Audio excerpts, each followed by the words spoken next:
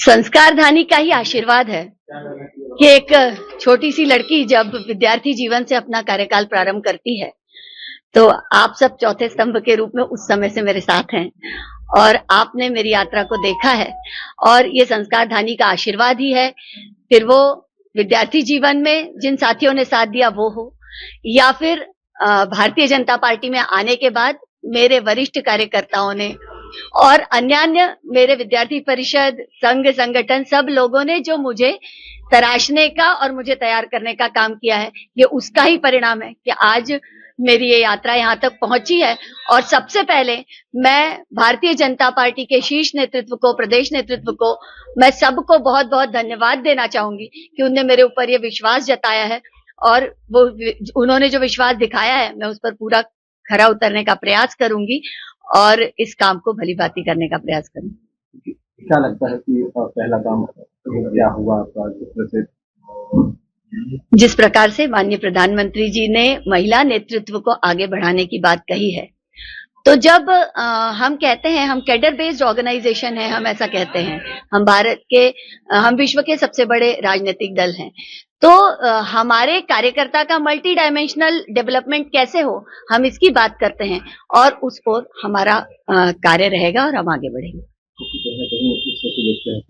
घर का भी काम और पार्टी का भी किस तरह से करेंगे आप पूरा? वो तो ईश्वर प्रदत्त है बहनों को कि जब उनको काम करके निकलना है तो वो अपना घर संभाल कर बाहर का काम कर पाती हैं। और ये भी कहूंगी कि जो हमारे यहाँ का फैमिली सिस्टम है ना, वही हमारा बेस है और जो वो परिवार संकल्पना है, वो परिवार ही है जो महिलाओं को भी बाहर निकलने में मदद करता है। आज हम जैसी बहनें जो आज बाहर निकल के काम कर रही हैं, वो हमारे परिवार ही हैं जिनके कारण हम बाहर निकल के काम कर पाते हैं।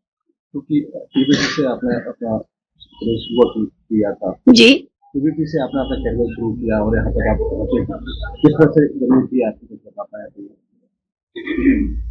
जर्नी तो ऐसी है कि मैं बहुत कभी मैंने सोचा नहीं था मैं स्टूडेंट पॉलिटिक्स में भी जाऊंगी, लेकिन अचानक फर्स्ट ईयर में थी और नोटिस बोर्ड पे देखा कि कल इलेक्शन है और मन कर गया और पिताजी से आके पूछा कि पापा कल चुनाव है, अनुमति दे दीजिए, चुनाव लड़ना है। तो पिताजी हंसे और बोले कि बेटा कल चुनाव है, ऐसे चुनाव नहीं लड़ा जाता। तो पापा प्लीज हाँ तो बोल दो, आप हाँ बोलोगे तो हो जाएगा। और बस वहीं से यात्रा चालू हुई, उनने हाँ कर दिया और मुझे नहीं पता ईश्वर की क्या कृपा हुई, मेरे जितने स्कूल सीनियर्स थे वो उसी कॉलेज में थे, मैंने सबसे जुड़ी हुई थी और सबको समेटा और फर्स्ट ईयर में मैं वो चुनाव जीत गई। मुझे पता ही नहीं था मेरे अगेंस्ट 4 लोग थे और मुझे वो दाव पेच भी नहीं आते थे कि जब मेरे अगेंस्ट एक बच्ची को फॉर्म नहीं भरते बन रहा था तो उनने बोला फॉर्म नहीं भरते बन रहा, तो मैं उसको देख के दुखी हो गई। मैंने कहा कोई बात नहीं, आपका फॉर्म मैं भर देती हूँ। मैं इतनी रॉ थी और वहां से मैंने अपनी यात्रा शुरू की। लेकिन उसके बाद जब दिग्विजय सिंह जी की सरकार थी और जब उन्होंने मेरे कॉलेज में जब फाइनल ईयर में थी मैं, उस समय फोन आया मेरे कॉलेज में और मेरे प्राचार्य जी को ये कहा गया कि ये लड़की चुनाव नहीं जीतनी चाहिए, क्योंकि मैं वहां पर विद्यार्थी परिषद की मेंबरशिप करती थी और उस समय 2003 में चुनाव होने वाले थे। तो बस उस समय ऐसी बात हुई कि मैंने चुनाव नहीं जीतना चाहिए और उसके लिए कॉलेज प्रशासन भी लग गया और उसके बाद मेरे उस रूम में आके भी कहा गया कि इस लड़की को वोट नहीं करना है। लेकिन मैंने जो काम किया हुआ था और उसके आधार पर ही ऐसा कुछ हुआ कि वो सारी बहनों ने ये कहा कि नहीं हम अश्विनी को सहयोग करेंगे। उसके बाद दोबारा हम चुनाव जीते और जब चुनाव जीते उसके बाद लगातार 12 वर्षों तक हमने जितने भी गर्ल्स कॉलेज जबलपुर में थे उसको जीता। और इतना ही नहीं, विद्यार्थी परिषद ने जो भी मुझे कार्य सौंपा उनने मुझे उसके बाद प्रदेश मंत्री बनाया। उस समय हमारे संगठन मंत्री हुआ करते थे वीडी भाई साहब, विवेक सक्सेना जी भाई साहब, ऐसे सब लोगों ने मिलकर मुझे बहुत कुछ सिखाया है। उसके बाद जब प्रदेश मंत्री बनी उसके बाद मुझे भी नहीं पता था कि इसके बाद क्या होना है। मैं राष्ट्रीय कार्यकारिणी में चली गई। माननीय दत्तात्रेय जी भाई साहब, फिर सुनील अंबेकर जी भाई साहब, इन लोगों ने मुझे आगे बढ़ाया। मुझे कुछ आता नहीं था, लेकिन फिर से मैं कहूंगी हमारे उस ऑर्गेनाइजेशन में भी एक वर्किंग सिस्टम था जिसने मुझे काम सिखाया है और उस वर्किंग सिस्टम के कारण ही आज मैं यहाँ तक पहुंच पाई हूँ। और बहुत सारे दायित्व मुझे उन्होंने दिए, मुझे पूरे देश भर में प्रवास भी कराया। और उसके बाद भाजपा में आने का तो मैंने मतलब कभी सोचा ही नहीं था कि मैं भाजपा में आऊंगी। लेकिन माननीय स्मृति ईरानी जी चुनाव लड़ रही थी जब पहला,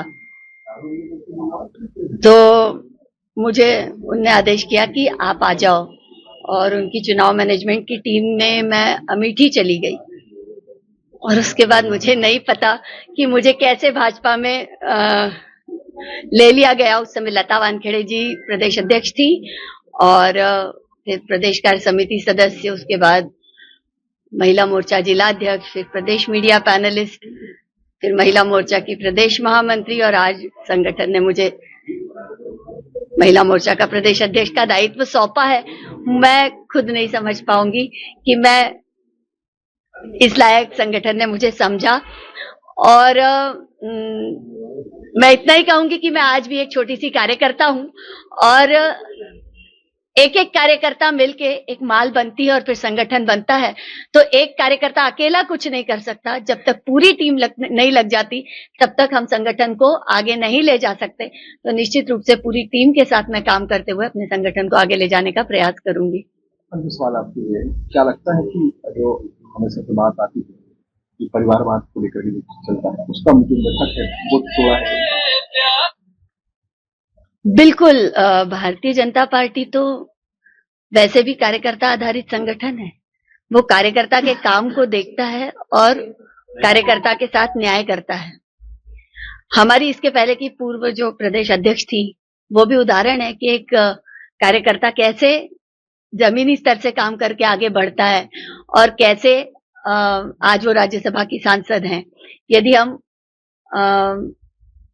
राष्ट्रीय स्तर पर देखें और अंतर्राष्ट्रीय स्तर पर देखें तो माननीय नरेंद्र मोदी जी को आज पूरा विश्व अपना नेता मानता है। लेकिन ये भारतीय जनता पार्टी ही है कि एक चाय बनाने वाला व्यक्ति भी प्रधानमंत्री हो सकता है। ये केवल भारतीय जनता पार्टी ही करती है। यहाँ कोई परिवारवाद नहीं चलता, यहाँ कार्यकर्ता का सम्मान होता है। अगर आप ये वीडियो YouTube पर देख रहे हैं तो हमारे चैनल को सब्सक्राइब कर बेल आइकन दबाएं, और Facebook पर देख रहे हैं तो हमारे पेज को लाइक करें।